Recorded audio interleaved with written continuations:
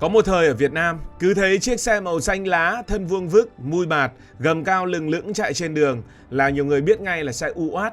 Gọi là xe UAT nhưng nhiều người có khi cũng không biết cái tên ấy viết chính xác là như thế nào.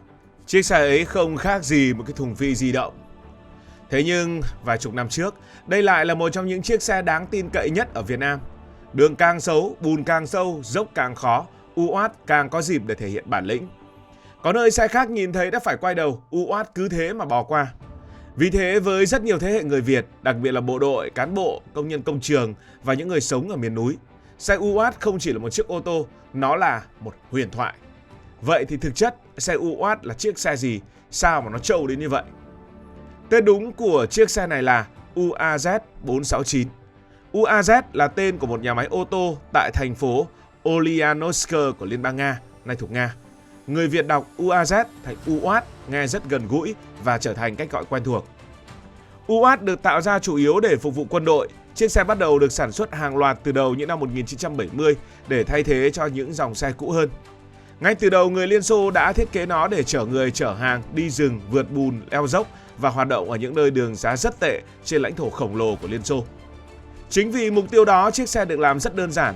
Nội thất không có gì là cầu kỳ cả, trang bị thì không nhiều, máy móc chủ yếu là cơ khí, khung xe khỏe, gầm cao, hệ thống dẫn động 4 bánh giúp chiếc xe có thể bò qua nhiều loại địa hình khó.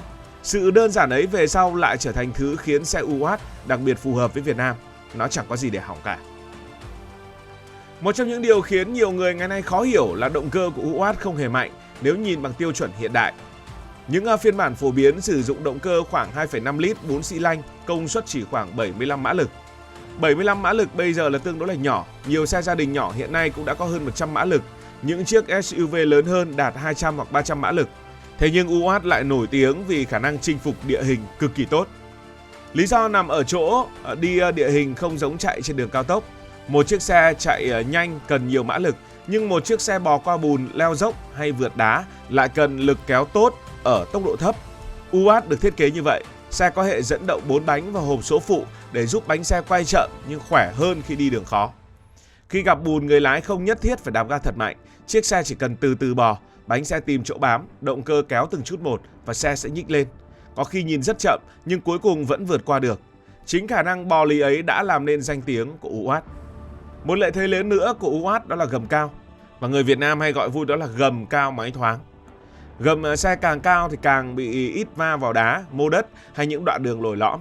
Xe mà gầm thấp chạy vào đường rừng, chỉ cần gặp một ụ đất cao là phần bụng xe có thể bị mắc lại. UAT thì khác, nó có thể trèo qua nhiều chướng ngại vật mà xe thông thường khó vượt. Thì chúng ta phải liên hệ đến tình trạng giao thông của Việt Nam mấy chục năm trước.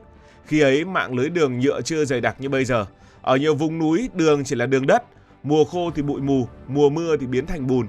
Có nơi bánh xe chạy lâu ngày tạo thành hai rãnh rất sâu. Có tuyến phải vượt suối, leo dốc, đi qua những đoạn chỉ rộng vừa đủ một chiếc xe. Và trong cái hoàn cảnh như vậy, xe UAT đúng là được sinh ra cho những môi trường ấy. Lợi thế tiếp theo của xe đó là khung xe rất khỏe. UAT được làm theo kiểu xe địa hình truyền thống. Phía dưới có một bộ khung thép rất chắc, thân xe đặt lên bộ khung này. Cách làm đó khiến xe nặng và không êm, nhưng đổi lại khả năng chịu va đập và chịu đường xấu cực kỳ tốt. Đó là lý do chiếc xe được sử dụng nhiều trong quân đội, khai thác mỏ, công trường, thủy điện và những khu vực xa xôi. Những nơi đó không cần một chiếc xe đẹp, người ta cần một chiếc xe có thể bị quăng quật mỗi ngày mà vẫn tiếp tục chạy. Và điều quan trọng nhất đó là hỏng giữa đường vẫn sửa ngon. Đây có lẽ là một trong những lý do quan trọng khiến xe UAT được yêu thích ở Việt Nam thời trước. Xe có cấu tạo tương đối đơn giản, không có quá nhiều thiết bị điện tử phức tạp. Người lái quen xe hoặc thợ cơ khí có kinh nghiệm có thể tự xử lý được khá nhiều lỗi. Ngày nay ô tô thì nó phức tạp, nói tóm lại là đi thì cũng chẳng biết là hỏng thì nó hỏng cái gì. Tốt nhất là cứ đem về gara. Nhưng tưởng tượng vài chục năm trước, một chiếc xe đang nằm giữa rừng, cách thị trấn hàng chục cây số, làm gì có điện thoại, làm gì có dịch vụ cứu hộ ở đâu, cũng chẳng có gara. Nếu chiếc xe quá phức tạp, hỏng một tí cũng có thể trở thành chuyện lớn. UAT có lợi thế ở chỗ lái xe có thể hiểu chiếc xe của mình. Nhiều lỗi cơ khí có thể sửa tạm bằng những dụng cụ mang theo. Không phải hỏng gì cũng chữa được, nhưng khả năng xử lý tại chỗ vẫn là rất linh động. Với xe quân sự, đặc điểm này cực kỳ quan trọng. Xe chiến trường không thể cứ gặp trục trặc là chờ kỹ thuật viên từ thành phố xuống. Nó phải hoạt động được trong điều kiện thiếu thốn. Nếu hỏng thì phải cố sửa để chạy tiếp. Và xe UAT làm rất tốt việc đó. Với tất cả những đặc tính của xe UAT thì nó cực kỳ phù hợp với Việt Nam. Khi xe UAT xuất hiện tại Việt Nam, nó gần như gặp đúng môi trường phù hợp nhất. Việt Nam lúc đó có nhiều vùng đường xá khó khăn, kinh tế thì còn nghèo, mạng lưới sửa chữa ô tô chưa phát triển. Trong khi đó, quan hệ giữa Việt Nam và Liên Xô lại rất gần gũi. Nhiều loại máy móc, xe cộ và thiết bị của Liên Xô được đưa sang Việt Nam. Thế là UAT nhanh chóng xuất hiện trong quân đội, công an và nhiều cơ quan nhà nước. Xe được dùng để đưa cán bộ xuống địa phương, chở lực lượng đi công tác, phục vụ công trường và nhiều nhiệm vụ khác. Theo số liệu được dẫn lại tại một số nguồn, đã có hơn 23.000 chiếc xe UAT được xuất khẩu sang Việt Nam. Đây là con số đủ lớn để chiếc xe trở thành một hình ảnh quen thuộc trong đời sống. Có những vùng miền núi, chiếc UAT màu xanh gần như là biểu tượng của xe công. Người dân nhìn thấy xe chạy là biết xã có đoàn cán bộ hoặc cơ quan nào đó xuống làm việc. Nếu chỉ nghe kể về sức mạnh của UAT, nhiều người có thể tưởng đây là chiếc xe tuyệt vời về mọi mặt. Nhưng thực tế không hẳn là như vậy, nó cũng có rất nhiều nhược điểm. Đầu tiên là ồn, xe cách âm không tốt, mà nói tóm lại là cũng chẳng cách âm. Tiếng động cơ, tiếng lốp và tiếng hệ truyền động vọng vào cabin khá rõ. Chạy đường dài, người ngồi có thể cảm thấy rất mệt, nhưng ngày xưa vẫn cảm thấy sướng bởi vì vẫn còn hơn là đi bộ, đi xe đạp. Tiếp theo là nóng, nhiều phiên bản không có điều hòa như xe ngày nay. Trời mùa hè, bên trong xe có thể rất bí. Xe cũng khá sóc, hệ thống treo ưu tiên độ bền và khả năng đi địa hình hơn là sự êm ái. Vì vậy ai dễ say xe và ngồi UAT trên đường núi chắc chắn sẽ có một chuyến đi rất đáng nhớ. Vô lăng của nhiều chiếc thì lấy đâu ra trợ lực. Khi xe đang chạy để còn đỡ, nhưng quay vô lăng lúc xe bò chậm hoặc đứng yên thì phải nói là tê hết cả tay. UAT cũng không tiết kiệm nhiên liệu, động cơ không mạnh nhưng mức tiêu thụ xăng khá cao theo tiêu chuẩn ngày nay. Nói cách khác, đây là chiếc xe không chiều người sử dụng, nhưng chính sự thô sơ đó lại giúp nó dễ sống trong điều kiện khó khăn vì hầu như chẳng có gì để học. UAT đặc biệt ở chỗ, nó không chỉ là một phương tiện, nó gắn với ký ức của một giai đoạn lịch sử. Nó đứng cùng một nhóm ký ức với những chiếc xe như là xe máy Minsk, Simpson hay những chiếc ô tô Lada và Volga của Liên Xô. Đó là thời ô tô là một phương tiện chưa phổ biến. Một chiếc xe chạy qua làng có thể khiến rất nhiều người chú ý, trẻ con thì chạy theo. Nó là ký ức của rất nhiều người, kể cả những người chưa từng ngồi xe UAT. Khi Việt Nam phát triển, đường xá tốt lên rất nhanh.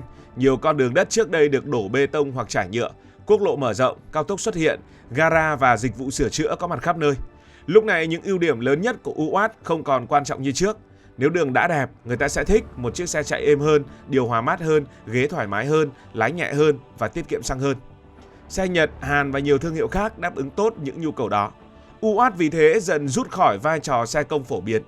Những chiếc còn lại chủ yếu xuất hiện trong một số đơn vị đặc thù, những khu vực khó khăn hoặc trong tay những người chơi xe cổ, chơi xe địa hình. Nói cách khác, xe UAT không hẳn trở nên tệ đi, chỉ là thế giới xung quanh nó đã thay đổi quá nhiều. Và đến giờ, người Việt vẫn gọi xe UAT là xe thần thánh bởi nó đại diện cho một thời đại rất đặc biệt. Ngày nay trước khi mua xe, chúng ta hỏi là bao nhiêu túi khí, màn hình bao nhiêu, công nghệ như thế nào, điều hòa bao nhiêu vùng, ghế chỉnh điện hay không. Nhưng người sử dụng UAT ngày trước thường chỉ cần hỏi một câu rất đơn giản. Xe có đi được không? Đường bùn à? Đi. Đường dứng? Đi. Đầy ổ ga? Đi ngon. Hỏng giữa đường? Cố sửa rồi lại đi. Đó chính là tinh thần của xe UAT.